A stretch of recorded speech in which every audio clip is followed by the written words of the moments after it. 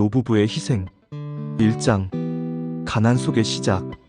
가을바람이 차갑게 불어오는 산골 마을에서 70이 넘은 노부부는 작은 한옥마당에 앉아 있었다.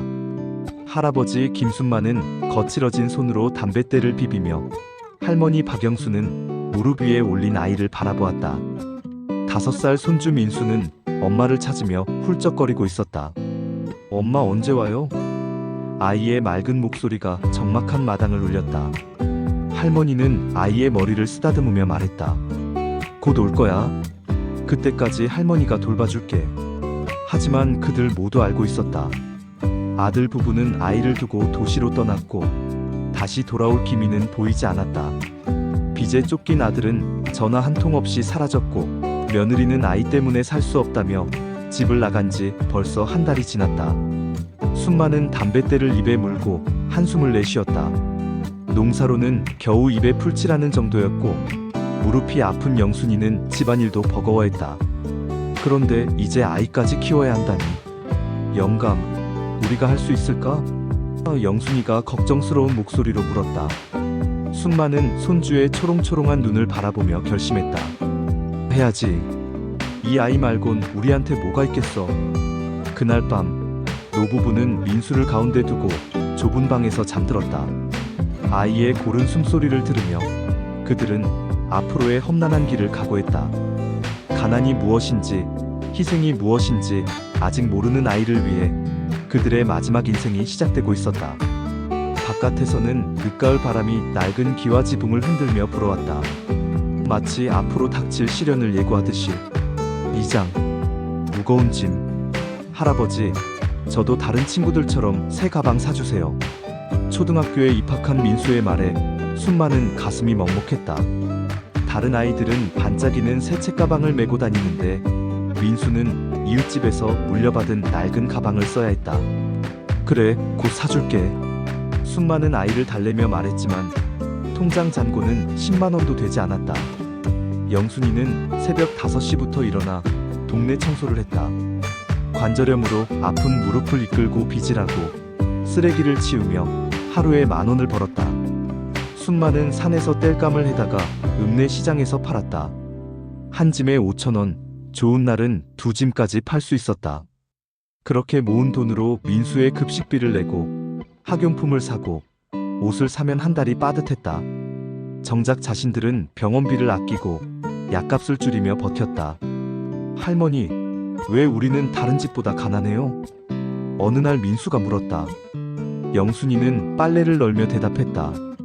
가난하다고? 우리 민수가 있으니까 부자지. 돈보다 소중한 게 있단다. 하지만 아이는 이해할 수 없었다. 친구들은 학원도 다니고 새 옷도 사 입고 맛있는 음식도 자주 먹는데 자신은 왜 할머니가 기워준 옷을 입고 라면으로 끼니를 때우며 학원 대신 혼자 숙제해야 하는지 알 수 없었다. 순만은 밤늦게 민수가 잠든 후 영순이에게 말했다. 이 아이가 크면 우리를 원망할까? 그럴 리 없어.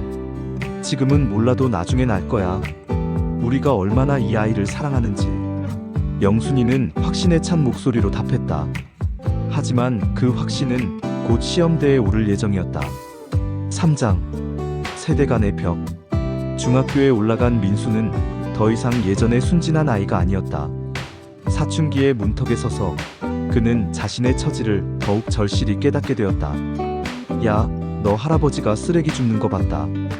같은 반아이가 놀리듯 말했다. 그게 뭐? 민수는 얼굴이 빨갛게 달아올랐다. 우리 아버지는 회사 다니신다고. 근데 너는 할아버지가 고물상에서 철 주워다 파시잖아. 그 말이 가슴에 비수처럼 박혔다. 순만이 생계를 위해 폐철을 모아 파는 것을 아이들이 알고 있었던 것이다. 집에 돌아온 민수는 할머니에게 화를 냈다. 할머니, 왜 우리만 이렇게 살아야 해요?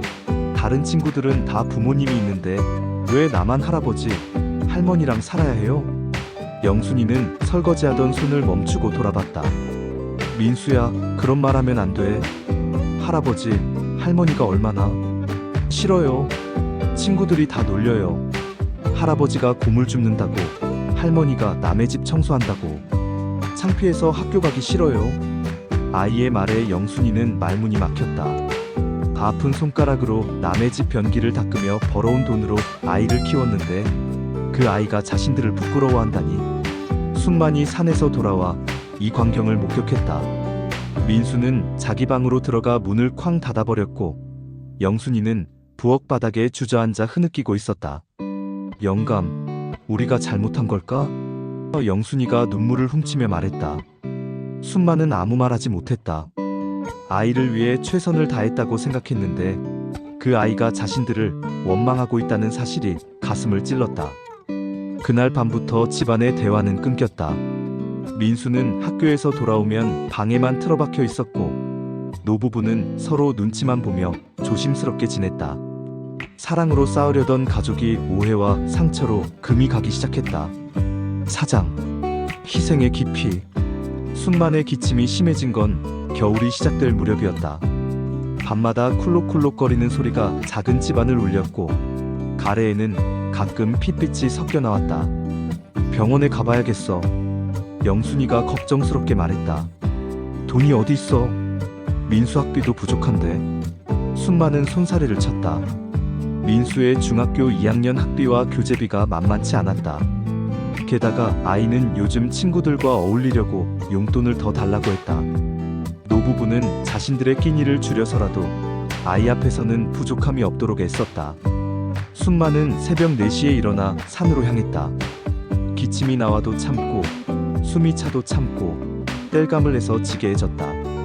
예전보다 무거운 짐이 어깨를 짓눌렀지만 아이를 위해서는 견뎌야 했다. 영순이는 밤늦게까지 바느질을 했다. 민수의 교복 바지가 짧아져서 단을 늘려주고 구멍난 양말을 깁고 낡은 셔츠에 단추를 달아주었다. 백내장이 와서 눈이 침침했지만 아이가 초라해 보이지 않게 하려고 정성을 다했다. 민수야, 새 운동화 사줄게. 영순이가 아이에게 말했다. 진짜요? 민수의 눈이 반짝였다. 응, 할머니가 돈 모았어. 하지만 그 돈은 순만의 병원비로 모아둔 돈이었다.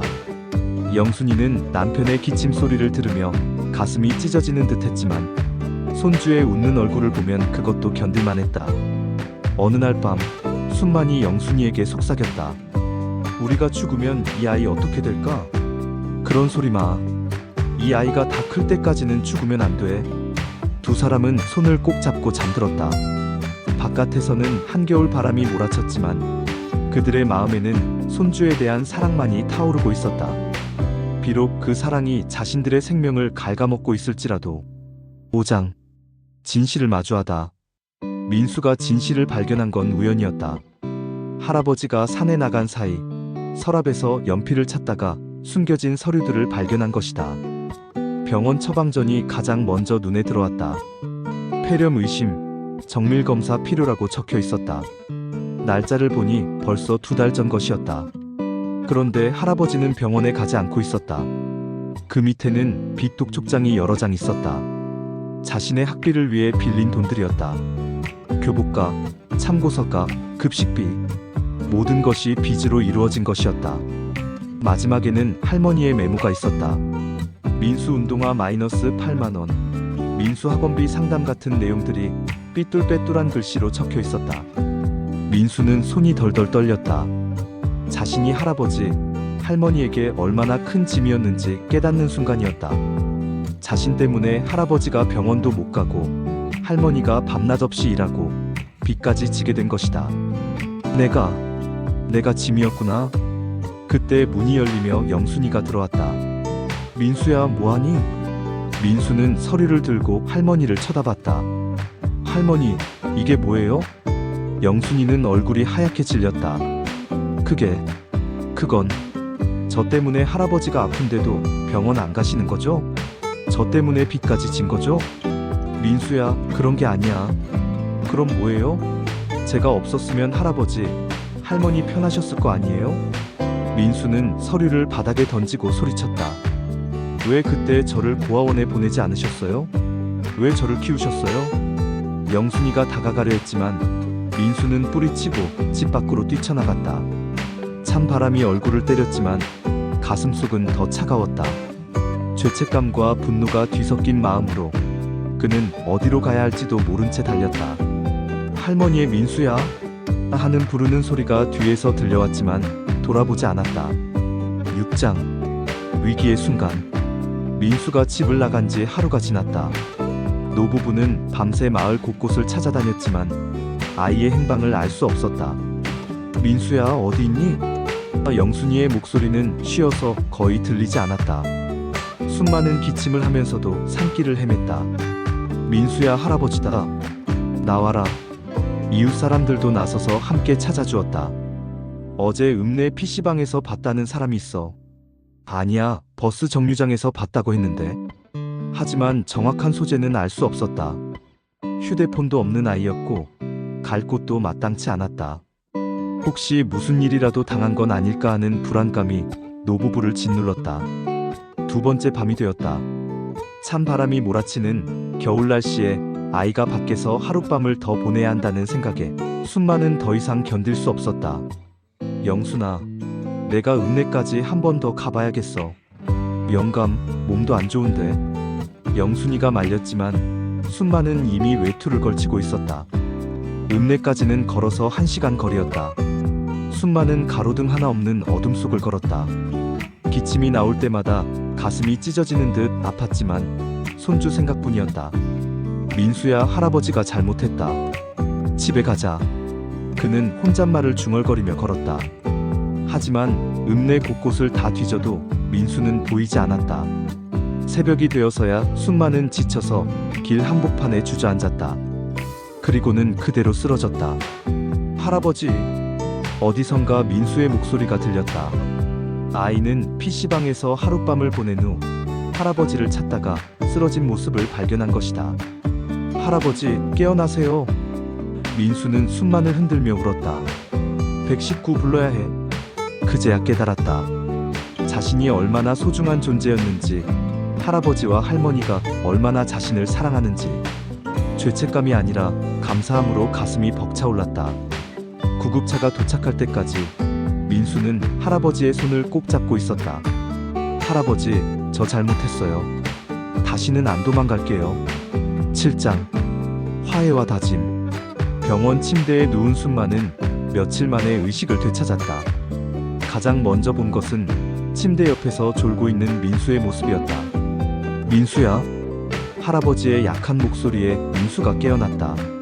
할아버지, 깨어나셨어요? 민수의 눈에 눈물이 고였다. 괜찮다. 할아버지는 괜찮아. 순만은 민수의 손을 잡았다. 너 때문에 아픈 게 아니야. 할아버지가 늙어서 그런 거야. 아니에요, 제가 잘못했어요. 할아버지, 할머니가 저를 위해 얼마나 희생하셨는데 저는 그것도 모르고. 민수야. 순만이 아이의 말을 막았다. 우린 희생했다고 생각해 본 적 없어. 너 하나면 됐어. 우리보다 나은 삶을 살아다오. 영순이도 병실로 들어왔다. 밤새 간병하느라 얼굴이 초췌했지만 웃음을 지으려 애쓰고 있었다. 할머니. 민수가 할머니에게 달려갔다. 제가 정말 미안해요. 다시는 그런 말 안 할게요. 우리 민수 많이 컸네. 영순이가 민수의 머리를 쓰다듬었다. 이제 할머니 마음도 알아주고. 저도 할아버지, 할머니 지켜드릴게요. 아르바이트에서 병원비도 벌고 생활비도 벌어서 이제 제가 할아버지, 할머니를 돌봐드릴게요. 순만과 영순이는 눈물을 흘리며 웃었다. 그동안의 오해와 상처가 모두 눈물에 씻겨 내려가는 것 같았다. 그래, 우리 민수가 이렇게 컸구나. 순만이 말했다. 그날 밤 병실에서 세 사람은 오랜만에 함께 이야기꽃을 피웠다. 민수는 학교에서 있었던 일들을, 노부부는 젊은 시절 이야기를 들려주었다. 웃음소리가 병실에 가득했고 그 웃음 속에서 진정한 가족의 모습이 되살아났다. 세대 간의 벽이 무너지고 사랑과 이해가 그 자리를 채웠다. 8장 헌신의 의미. 5년 후 민수는 대학교 2학년이 되었다. 장학금과 아르바이트로 학비를 마련하며 할아버지와 할머니에게 용돈을 드릴 수 있게 되었다. 민수야, 돈 쓰지 마. 네가 공부하는 데 써야지. 영순이가 말했지만 민수는 고개를 저었다. 할머니, 제가 받은 사랑을 이제 돌려드리는 거예요. 순만은 건강을 되찾고 여전히 텃밭을 가꾸고 있었다. 영순이는 관절염이 더 심해졌지만 손주 자랑하는 재미로 하루하루를 보냈다. 어느 날 민수는 마을 이장님으로부터 제안을 받았다. 민수야, 우리 마을의 대학생이 초등학생들 가르쳐주는 프로그램이 있는데 어떨까? 민수는 흔쾌히 수락했다.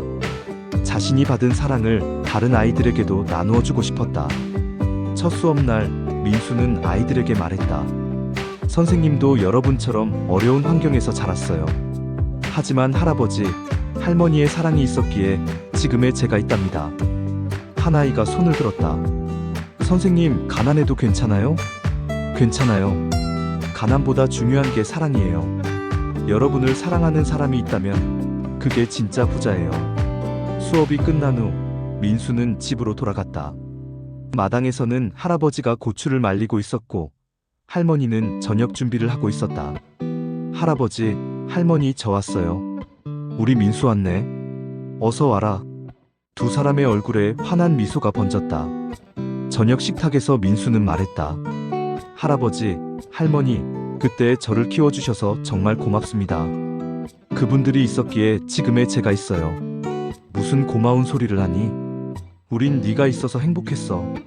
순만이 대답했다. 앞으로도 쭉 함께 살아요. 저 절대 어디 안 가요. 민수가 두 사람의 손을 잡았다.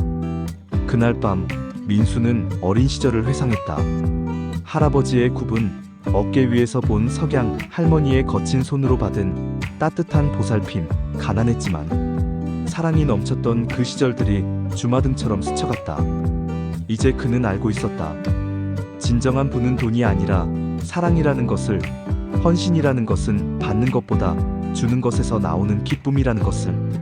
할아버지와 할머니가 보여준 무조건적인 사랑이 그를 지금의 사람으로 만들었다. 창밖으로 보이는 별들이 유난히 밝았다. 마치 하늘에서 할아버지, 할머니의 사랑을 축복해주는 것 같았다. 민수는 그 별빛 아래서 다짐했다. 받은 사랑을 세상에 베풀며 할아버지와 할머니처럼 누군가에게 희망이 되는 사람으로 살아가겠다고. 그리고 언젠가 자신도 가정을 꾸리게 되면 할아버지와 할머니가 보여준 그 무조건적인 사랑을 자신의 아이들에게도 전해주겠다고. 사랑은 이렇게 대를 이어 흘러가는 것이라고 이제 그는 깨달았다.